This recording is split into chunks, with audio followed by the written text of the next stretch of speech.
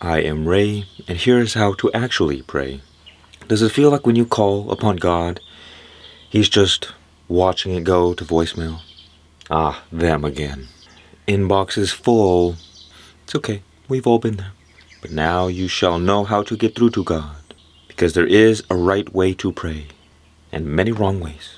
But we will focus on the positive. First, we have to understand, well, the nature of God. Because if you don't understand the nature of God, you won't really know how God works. We say that God works in mysterious ways. But I say, if you saw a crack addict on the street, but you have never seen one before, you too would say, well, that man or woman, or both, they work in mysterious ways. And then your friend comes up to you and says, no, they are on crack, my friend. What is crack? You'll see. But you see, once you understand the way they work, you understand why things happen the way they do. But there is missing information. Things we do not understand, and that is okay. You are only human, my friend. And, well, at the end of the day, we can't even understand God completely anyway. We can have an idea, but that is what it will always be, an idea about God. But as Ramakrishna, the spiritual saint, once said, you don't have to swim through the whole ocean to know what the water is like. All you have to do is dip your toes in. You'll get an idea. First, and most importantly, God only knows the word yes. You see, Christ said, ask and you will receive. Knock and the door will be opened for you, my friend. That was not the quote that I was looking for, but it works, kind of. The quote I was actually looking for was, when you pray, ask as if you have already received. Meaning, when you pray, believe that it has already come true. So you could say, the formula, the magic formula, seek first, and then, I would say believe, but believe, I don't like beliefs. How about we just say faith? You seek first, and then have faith. Or you could say you ask. Believe, receive. Sound familiar? Somebody said at one point. And here is where the conundrum is. Let's just use this formula. Ask, believe, receive. Now here's where the problem lies. God already wants to give you everything. All of it. Everything you could have ever desired and more. Does God not know what you need? Does God not know that you need food to eat and clothes to wear and Lamborghinis to drive? Of course. But we have so much conditioning that, well, often people don't even ask. Because somewhere down below, we feel it's wrong to ask for things like money. We feel it's wrong to ask for things like, I don't know, relationships. What do people like nowadays? And so, well, the first problem is, if you don't ask, you won't receive. Closed mouths don't get fed. So you have to be comfortable with asking for certain things. No matter what it is, the answer is always yes. But we have to also understand that we do not pray just with our words, but we are actually in prayer all the time. Going throughout our daily life, we are also in prayer. We just don't realize it. What does this mean? Think about it this way. The reason that most people sabotage their prayers is because you pray for abundance, perhaps. God says, yes, I shall give you abundance as much as you need, and in all the right ways too. But then during our day, we reinforce lack and scarcity by ruminating on negative thoughts. When you get a bill in the mail, you begin worrying about it. When you begin looking in your cupboard, you begin worrying about it. When you begin looking at your bank account, you begin worrying about it. Oh no, oh no. Either God is in control or God is not. They say fear is a practice in atheism. Fear is the greatest heresy against God, and you shall be punished. You shall be punished for what you have done. God did not give you a spirit of fear. Unfortunately, this was the last straw. It's Judgment Day, my friend.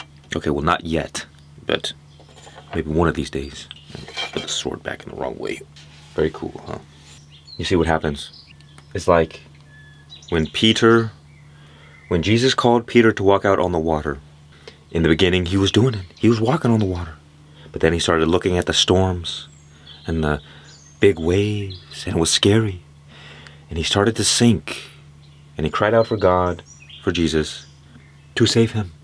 And that he did. But why did he sink in the first place? Because he took his eyes off God. And that is what people do.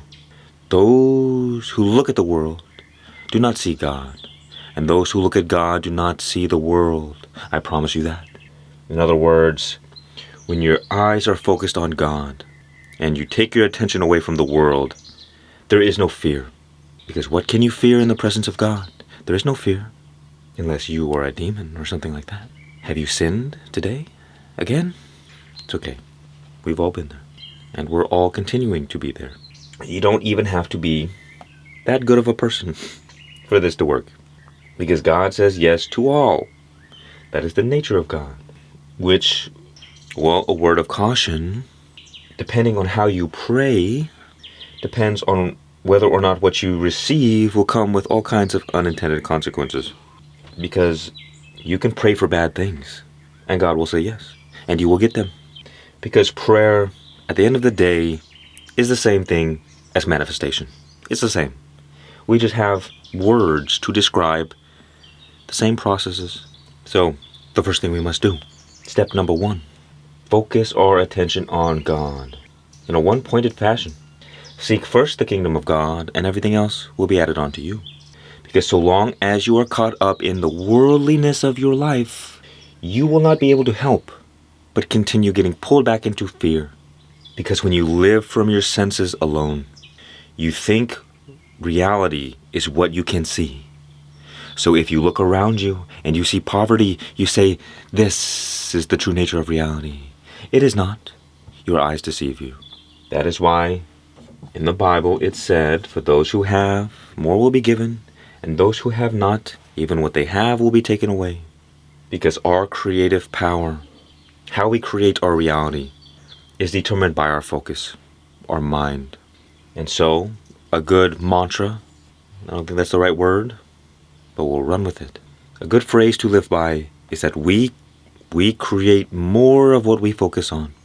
And so the more we focus on God, the more easily God can answer all of our prayers without obstruction.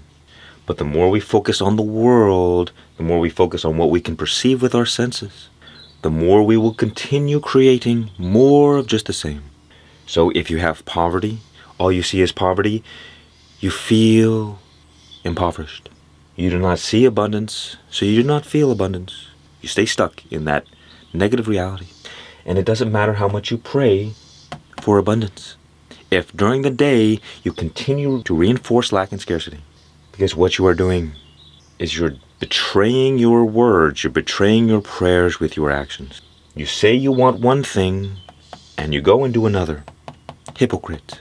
Don't make me pull out the swords. Why are we hypocrites?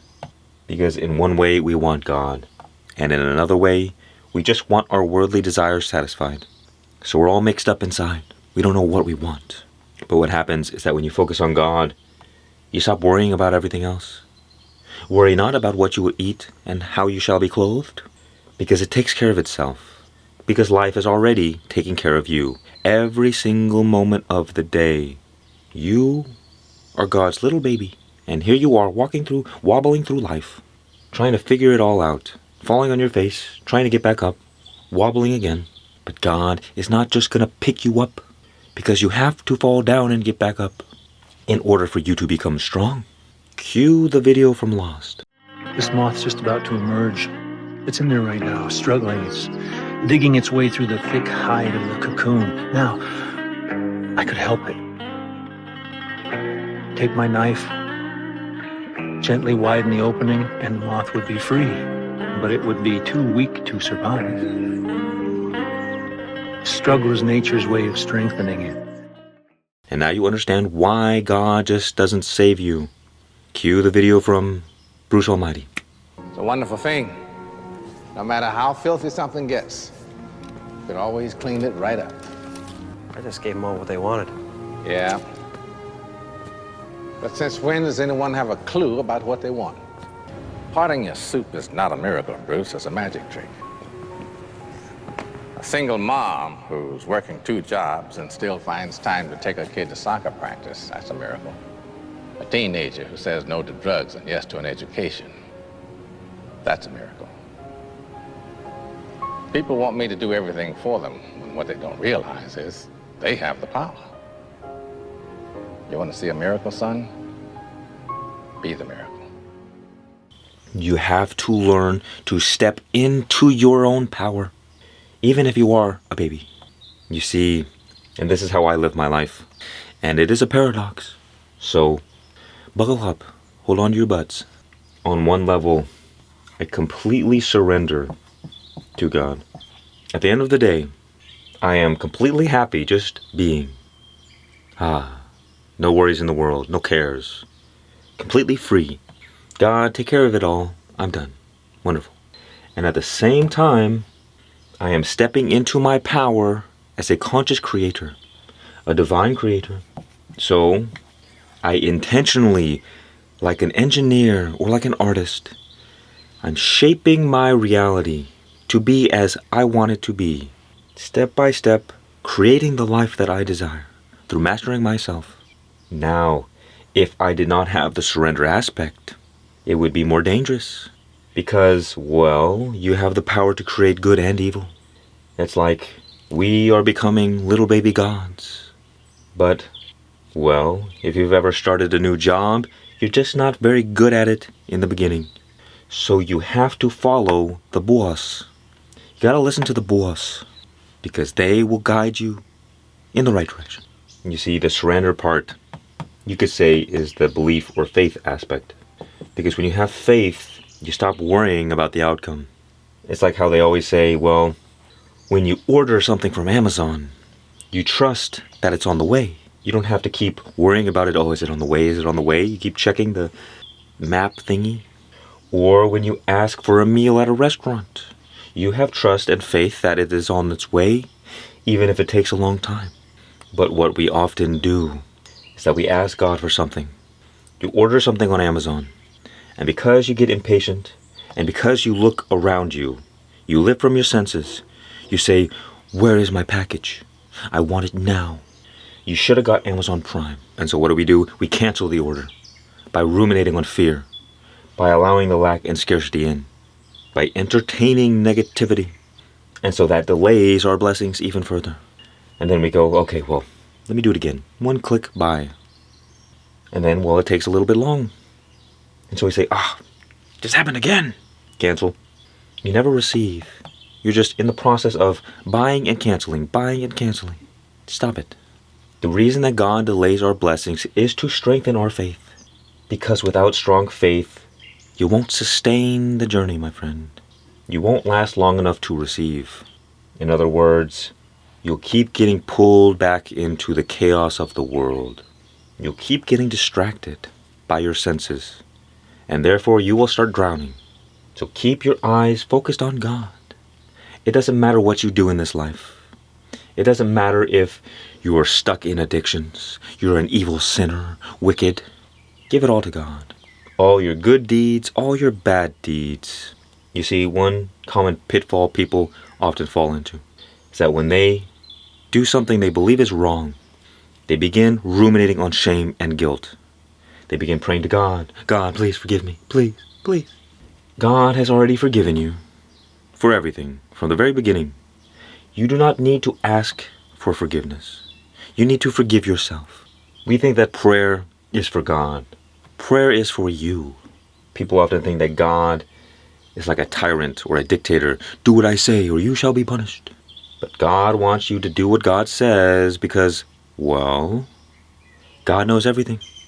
All the infinite potential realities that you could experience. All the pitfalls, all the dangers, everything.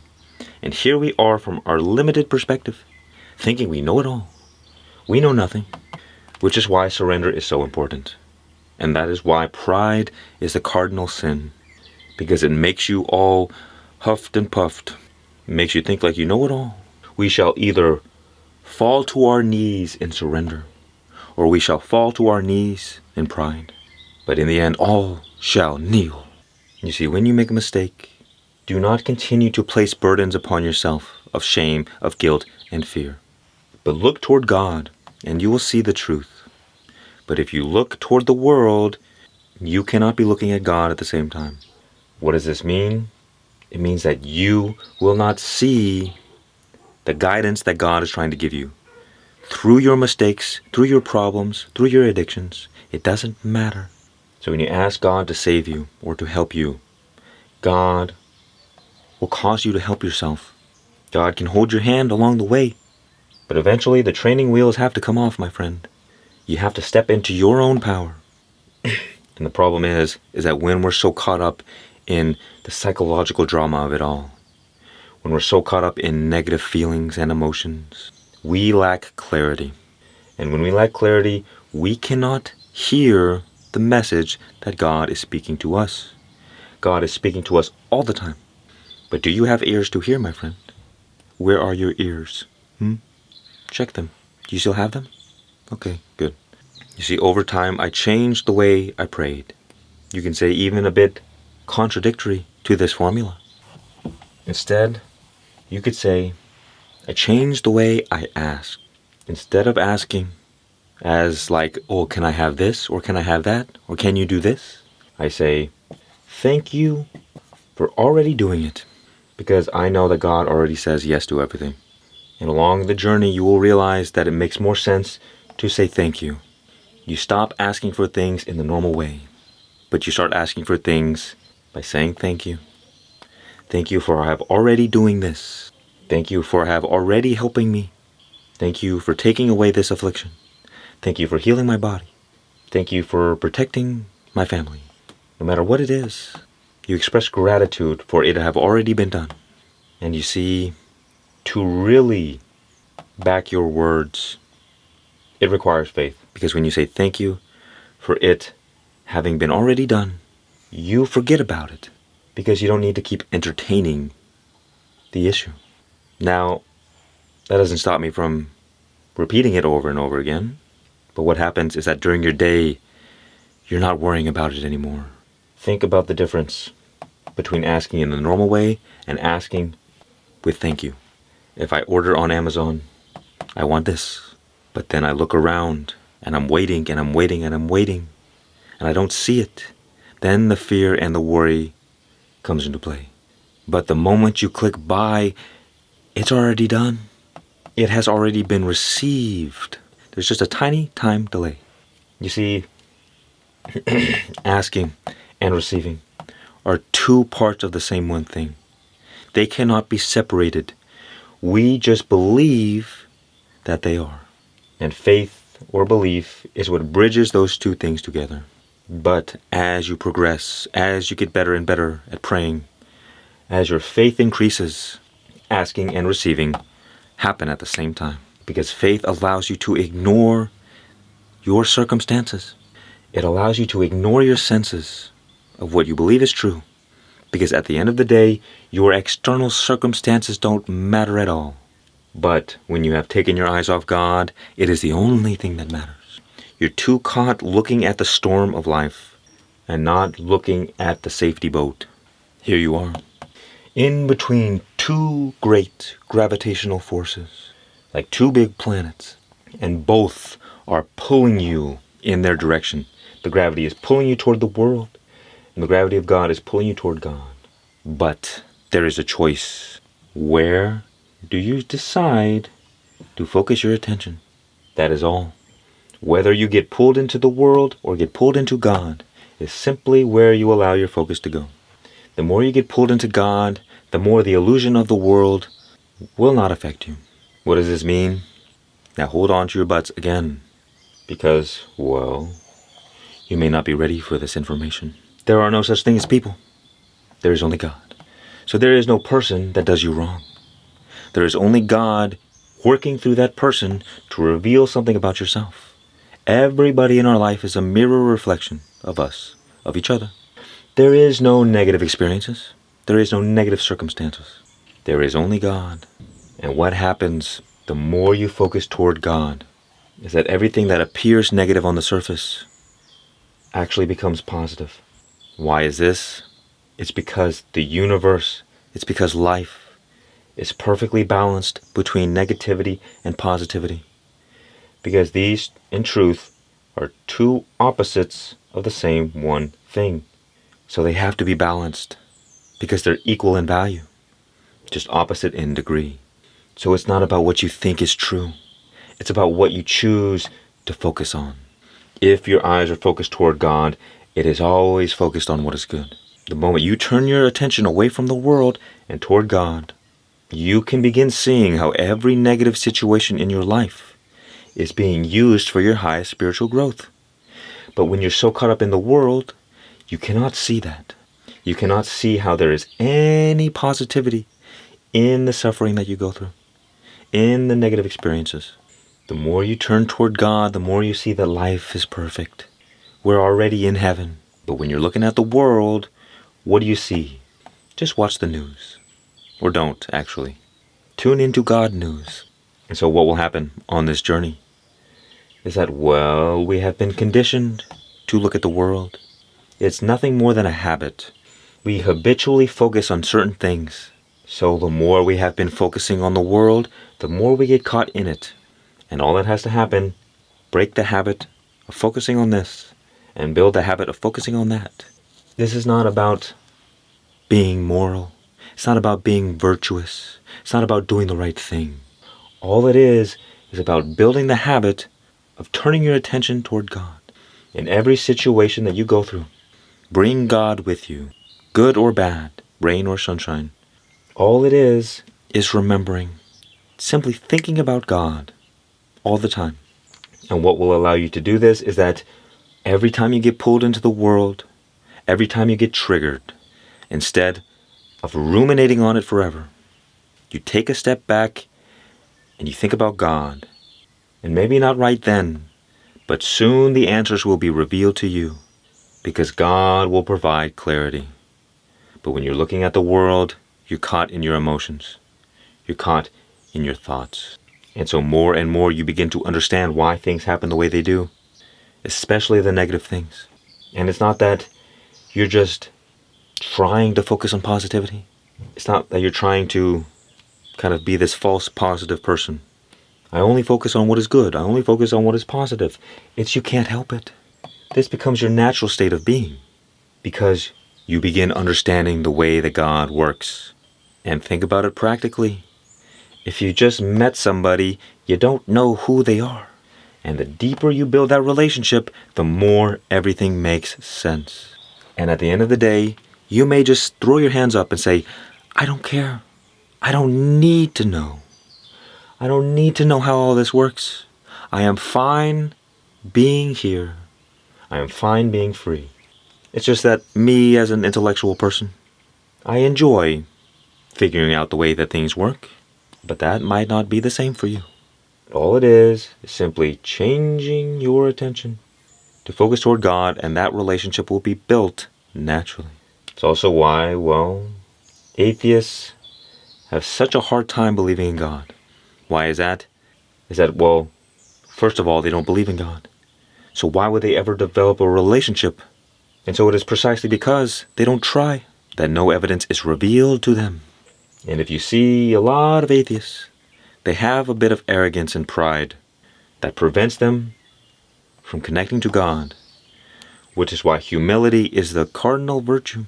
Because the moment you stop focusing all about you, now you can be open to receive, whether it be truth, whether it be God's love, whether it be clarity, doesn't matter. Step 1, ask or say thank you, for it have already been done. No matter what it is, God will say yes. Step 2, faith and surrender. Let it go, because you must believe as though it has already come true. And what this does, it allows God to bring forth your desires without all of the baggage. Because we have the ability to force life to be exactly the way we want it to be. But more often than not, that just creates a whole lot of problems for ourselves.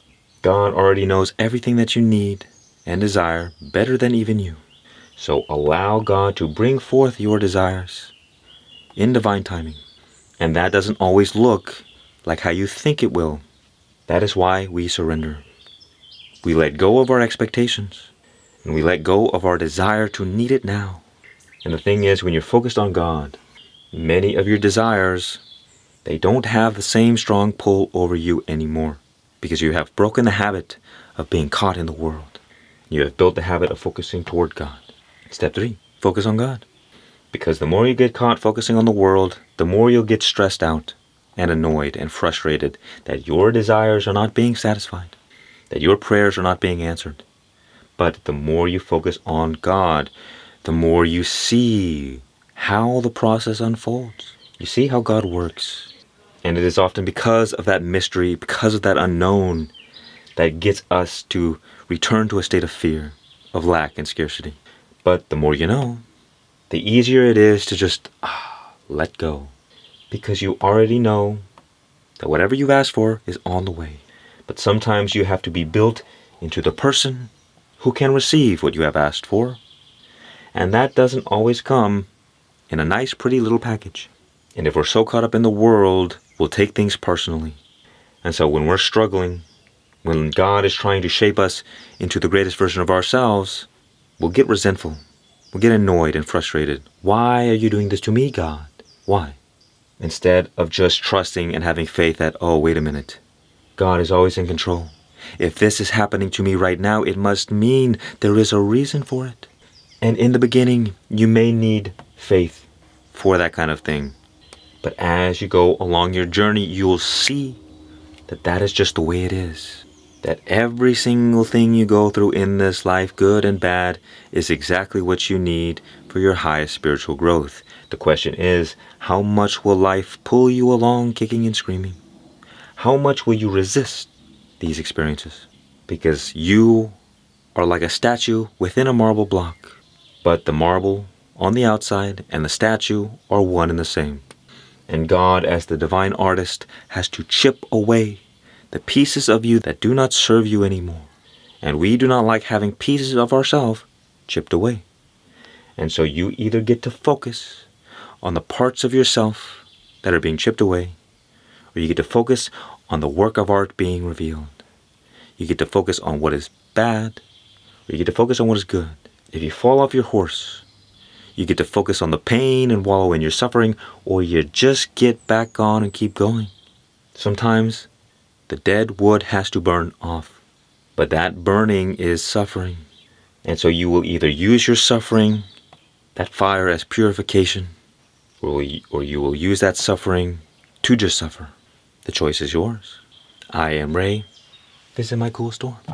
Much peace and many blessings. And remember, Santa Claus is always watching, and he knows if you're naughty or nice. What I meant to say was, just be.